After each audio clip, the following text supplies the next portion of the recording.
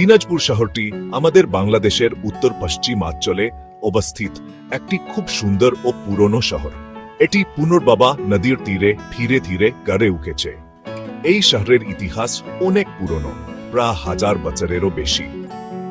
প্রাচীনকালে এই অঞ্চলটি পুনর্বর্ধন রাজ্যের অংশ ছিল। তখন থেকে এখানে মানুষের বসবাস ছিল, আর সময়ের সাথে সাথে এটি একটি গুরুত্বপূর্ণ জায়গায় পরিণত হয়েছে। রাজা দিনারাজ বা দিনরাজ নামের এক রাজার নাম থেকে এই শহরের নাম দিনাজপুর হয়েছে বলে অনেকে মনে করেন। এই শহরের প্রতিটি ইট, প্রতিটি রাস্তা হেন পুরনো দিনের গল্প বলে। এখানে হাঁটলে মনে হয় হেন ইতিহাসের কোনো এক পাতায় আমরা হারিয়ে গেছি। ব্রিটিশ শাসনামলে 1786 সালে দিনাজপুর একটি জেলা হিসেবে পরিচিতি পায়। তখন থেকে এটি একটি প্রশাসনিক কেন্দ্র হিসেবে গুরুত্বপূর্ণ হয়ে ওঠে। শহরটি ধীরে ধীরে আধুনিক হতে শুরু করে, কিন্তু তার পুরনো ইতিহাসকে সে কখনোই ভুলে আয়নি।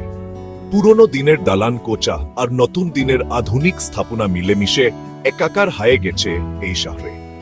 দিনাজপুর নামটি শুনলেই আমাদের মনে ভেসে ওঠে রাজা বাদশাহদের গল্প, পুরনো দিনের জমিদার বাড়ির ছবি আর শান্ত স্নিগ্ধ এক পরিবেশের কথা। এই শহরটি সত্যি সত্যি তার নামের মতোই রাজকীয়। তার ইতিহাস আর ঐতিহ্যের জন্য এটি সবার কাছে খুব প্রিয় একটি জায়গা। শহরটির প্রতিষ্ঠা নিয়ে অনেক গল্প প্রচলিত আছে। সবচেয়ে জনপ্রিয় গল্পটি হলো রাজা দিনারাজের। তিনি ছিলেন একজন শক্তিশালী ও দয়ালু রাজা। তিনি তার রাজ্যের মানুষের জন্য অনেক ভালো কাজ করেছিলেন। তার নামকে স্মরণীয় করে রাখতেই নাকি এই জায়গার নাম দিনাজপুর রাখা হয়। আবার কেউ কেউ বলেন ফার্সি শব্দ দিনার ইয়ার অর্থ স্বর্ণ মুদ্রা, আর পুর ইয়ার অর্থ শহর। এই দুটি শব্দ মিলে দিনারপুর বা দিনাজপুর নামের উৎপত্তি। কারণ ইয়াই হোক না কেন, এই শহরটি একটি ঐতিহাসিক স্থান, তা নিয়ে কোনো সন্দেহ নেই। এর মাটি ও বাতাসে মিশে আছে শত শত বছরের ইতিহাস আর জ্ঞান। দিনাজপুর শুধু একটি জেলা শহর নয়, এটি একটি জীবন্ত ইতিহাস। এখানকার মানুষগুলো খুব সহজ সরল আর অতিথিপরায়ণ।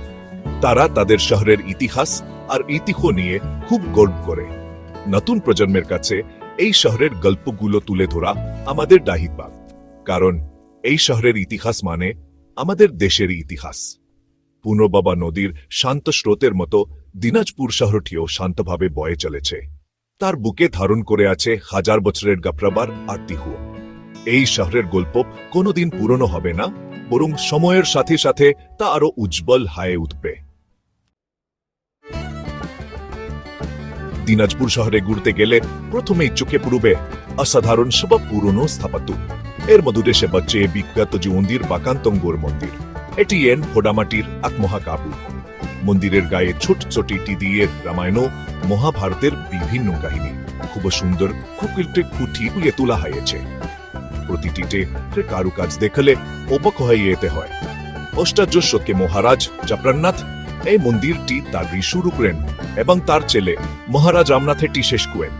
এটি আমাদের দেশের অন্যতম সুন্দর একটি মন্দির, যা দেখতে দেশ বিদেশ থেকে অনেক মানুষ আসে।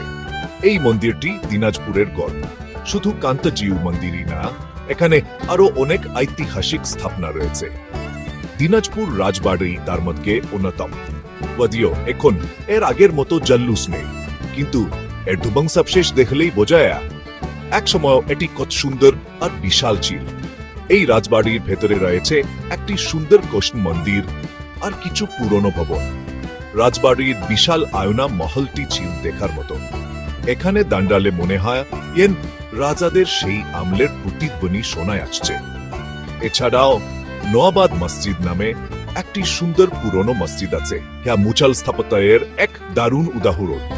এই ছোট মসজিদটিও তার স্থাপত্য শৈলীর জন্য খুব বিখ্যাত। দিনাজপুরের আরেকটি গুরুত্বপূর্ণ প্রত্নতাত্ত্বিক স্থান হল সীতাকোট বিহার। এটি নবাবগঞ্জ উপজেলায় অবস্থিত একটি প্রাচীন বৌদ্ধ বিহার। ধারণা করা হয় এটি পাল শাসনামলে তৈরি হয়েছিল। মাটি খুঁড়ে এখান থেকে অনেক পুরনো দিনের মূর্তি আর বিভিন্ন জিনিসপত্র পাওয়া গেছে। এই জায়গাটি আমাদের দেশের প্রাচীন ইতিহাসের এক গুরুত্বপূর্ণ সাক্ষী। এটি প্রমাণ করে বহু আগে থেকেই এই অঞ্চলে একটি উন্নত সভ্যতা ছিল। এই বিহারের শান্ত ও নির্ভয় পরিবেশকে এক অন্যরকম প্রশান্তি দিয়ে ইতিহাসের ছাত্রছাত্রী আর গবেষকদের জন্য এটি একটি অত্যন্ত আকর্ষণীয় জায়গা। এই সমস্ত স্থাপত্য আর প্রত্নতাত্ত্বিক স্থানগুলো দিনাজপুরকে একটি জীবন্ত জাদুঘরে পরিণত করেছে। প্রতিটি জায়গা তা নিজের গল্প বলে। কান্তজি মন্দিরের পোড়ামাটির ফলগুলো রামায়ণের পাতা থেকে উঠে আসা জীবন্ত চরিত্র। দিনাজপুর রাজবাড়ির ভাঙা দিয়ে গুহেলো হিন্দি টুঙ্গসবাস ফেলে পুরনো দিনের কথা স্মরণ করে। আর সীতাকোট বিহারের নির্বতা আমাদের হাজার বছর আগের জন্মগণ বৌদ্ধ ভিক্ষুদের কথা মনে করিয়ে দিয়ে এই ঐতিহ্যগুলো দিনাজপুরকে অন্য সব শহর থেকে আলাদা করেছে। এসব অমূল্য সম্পদ রক্ষা করা আমাদের সকলের দায়িত্ব, যাতে ভবিষ্যৎ প্রজন্ম আমাদের গগ্রময় ইতিহাস সম্পর্কে জানতে পারে। দিনাজপুর শহর শুধু ইতিহাস আর ঐতিহ্যের জন্যই বিখ্যাত নয়, এর প্রাকৃতিক সৌন্দর্যও সবাইকে মুগ্ধ করে। শহর থেকে একটু বের হলেই চোখে পড়বে দিগন্ত জোড়া সবুজ ফসলের মাঠ। বিশেষ করে ধান আর গমের ক্ষেতগুলো যখন বাতাসে দোলে তখন মনে হয় এর সবুজের সাগর ছেউ খেলছে। এই শহরের পাশ দিয়ে বয়ে গেছে পুনর্ভাবা নদী। নদীর শান্ত জল আর দুই ধারের সবুজ গাছপালা এক মনোরম দৃশ্য তৈরি করে। বিকেল বেলায় নদীর তীরে বসে সূর্যাস্ত দেখার অনুভূতি ভাষায়ও প্রকাশ করা কঠিন। এই শহরের প্রকৃতি হিন শিল্পীর তুলিতে আঁকা এক নিখুঁত ছবি। দিনাজপুরের কথা বললে যে ফলের কথা সবার আগে মনে আসে তা হলো লিচু। গ্রীষ্মকালে এই শহর হেন লিচুর রাজ্যে পরিণত হয়। সবখানে শুধু লিচুর বাগান আর লিচুর মিষ্টি গ্রান। এখানকার বোম্বাই, মাদ্রাজি, বেদানা আর চায়না থ্রি জাতের লিচু সারা দেশে খুব বিখ্যাত। এর স্বাদ আর গন্ধ অতুলনীয়। লিচুর মৌসুমে দিনাজপুর শহর উৎসবে মেতে ওঠে। দূর দূরান্ত থেকে ব্যবসায়ীরা আসেন লিচু কেনার জন্য। এখানকার প্রতিটি বাড়ির আঙিনায়ও লিচু গাছ দেখতে পাওয়া যায়। দিনাজপুরের লিচু এখন দেশের গণ্ডি পেরিয়ে বিদেশেও রপ্তানি হচ্ছে, যা আমাদের জন্য অনেক গর্বের বিষয়। লিচু ছাড়াও এই অঞ্চলে প্রচুর আমও কাঁচাল ফলে। এখানকার সুলপুরি আম তার বিশেষ স্বাদের জন্য পরিচিত। দিনাজপুরের মাটি খুব উর্বর হওয়া এখানে প্রায় সব ধরনের ফসল ভালো জন্মায়। গ্রামের আক্কা বাক্কা মেচুপথা ধরে হাঁটলে দেখা যাবে সারি সারি গাছপালা আর পাখির কলকাকলি। এখানকার মানুষের জীবনযাত্রা ও প্রকৃতির সাথে খুব ঘনিষ্ঠ ভাবে জড়িত। তারা প্রকৃতিকে ভালোবাসে এবং এর নতুন দিনাজপুরের এই সবুজ, শান্ত আর সুনিগ্ধ পরিবেশ শহরের কোলাহল থেকে দূরে এসে মনে এক অন্যরকম শান্তি এনে দিয়ে। দিনাজপুরের প্রাকৃতিক সৌন্দর্য তার ঐতিহ্যকে আরো মহিমান্বিত করেছে। একদিকে পুরনো দিনের স্থাপত্য, অন্যদিকে সবুজের সমারোহ, দুটো মিলে দিনাজপুরকে একটি অসাধারণ জায়গায় পরিণত করেছে। এখানকার রামসাগর দিঘিটি প্রাকৃতিক সৌন্দর্যের এক দারুণ উদাহরণ। একটি মানুষ শ্রেষ্ঠ সবচেয়ে বড় দিঘিগুলোর মধ্যে একটি। বিশাল এই দিঘির শান্ত জল আর চারপাশের সবুজ গাছপালা পালায় কোনো পরপাটাকে আকর্ষণ করে। এই দিঘির পাড়ে বসে থাকলেন আপনি বালোহা। দিনাজপুর শহরটি প্রকৃতি আর ইতিহাসের এক অপূর্ব মিলস্থল। দিনাজপুরের মাটি সোনার চেয়েও খাঁটি। এই মাটিতে ফলে বিখ্যাত কাটারি ভোগ চাল। এই চালের প্রধান বৈশিষ্ট্য হলো এর দারুণ সুগন্ধ। রান্না করার সময় এর মিষ্টি গন্ধে চারপাশ মুমু করে।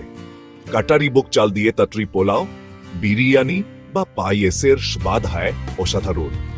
এটি এটাই বিখ্যাত হয়ে একসময় দিল্লির বাদশাহদের জন্যও এই চাল পাঠানো হতো। এই চাল দিনাজপুরের ইতিহাসের একটি গুরুত্বপূর্ণ অংশ। এটি এখন বাংলাদেশের একটি ভৌগোলিক নির্দেশক মানে জিআই পণ্য হিসেবে স্বীকৃতি পেয়েছে, যা দিনাজপুরের জন্য একটি বিশাল সম্মানের বিষয়। এই চাল এই অঞ্চলের কৃষকদের গর্ব। কাটারিভোগ চালের পাশাপাশি দিনাজপুর গম উৎপাদনের জন্যও সারা দেশে পরিচিত। দেশের মোট গমের একটি বড় অংশই এই জেলায় উৎপাদিত হয়। এখানকার মাটি ও আবহাওয়া গম চাষের জন্য খুব উপযোগী। বিস্তীর্ণ মাঠ জুড়ে যখন সোনালী গমের শীষ বাতাসে দোলে তখন তা দেখতে খুব সুন্দর লাগে। এই গম দেশের মানুষের খাদ্যের চাহিদা মেটাতে একটি বড় ভূমিকা পালন করে। লিচু, কাটারিভোগ চাল আর গম এই তিনটি ফসল দিনাজপুরকে অর্থনৈতিকভাবে অনেক শক্তিশালী করেছে এবং সারা দেশের কাছে পরিচিত করে তুলেছে। এই ফসলগুলো দিনাজপুরের পরিচয় হয়ে উঠেছে। ভৌগোলিকভাবেও দিনাজপুর শহরটি খুব গুরুত্বপূর্ণ। এটি বাংলাদেশের উত্তর পশ্চিমাঞ্চলের প্রবেশদ্বার হিসেবে কাজ করে। ভারতের সাথে এর সীমান্ত রয়েছে, তাই ব্যবসা বাণিজ্যের জন্য এটি একটি গুরুত্বপূর্ণ কেন্দ্র। হিলি স্থলবন্দর এই জেলার মাধ্যমে দেশের আমদানি রপ্তানি বাণিজ্যে একটি বড় ভূমিকা রাখে। এই শহরের মধ্য দিয়ে দেশের অন্যান্য জেলার সাথে সড়ক ও রেলপথে চমৎকার যোগাযোগ ব্যবস্থা রয়েছে। এই কারণে দিনাজপুর কেবল একটি ঐতিহাসিক শহরই নয়, এটি একটি আধুনিক বাণিজ্যিক কেন্দ্র হিসেবেও ধীরে ধীরে গড়ে উঠছে। এর গুরুত্ব দিন দিন বেড়েই চলেছে। দিনাজপুর তার গর্বময় অতীতকে বুকে নিয়ে উজ্জ্বল ভবিষ্যতের দিকে এগিয়ে চলেছে। এই শহরের ঐতিহ্য শুধু তার পুরনো দালান কোচা বা মন্দিরের মধ্যেই সীমাবদ্ধ নয়, এর ঐতিহ্য মিশে আছে তার সুগন্ধি কাটারি বুক চালে, মিষ্টি লিচুতে আর এর হার্ডওয়ার্কিং মানুষের জীবনে। এই শহর আমাদের শেখায় কিভাবে ঐতিহ্যকে সাথে নিয়ে আধুনিক হয়ে আয়। দিনাজপুর বাংলাদেশের মানচিত্রে একটি উজ্জ্বল নক্ষত্রের মতো, যা তার ইতিহাস, সংস্কৃতি আর প্রাকৃতিক সৌন্দর্য দিয়ে সবাইকে মুগ্ধ করে চলেছে। এই শহরের গৌরব ও ঐতিহ্যকে আমাদের সবার হৃদয়ে ধারণ করতে হবে এবং একে ভবিষ্যৎ প্রজন্মের জন্য রক্ষা করতে হবে।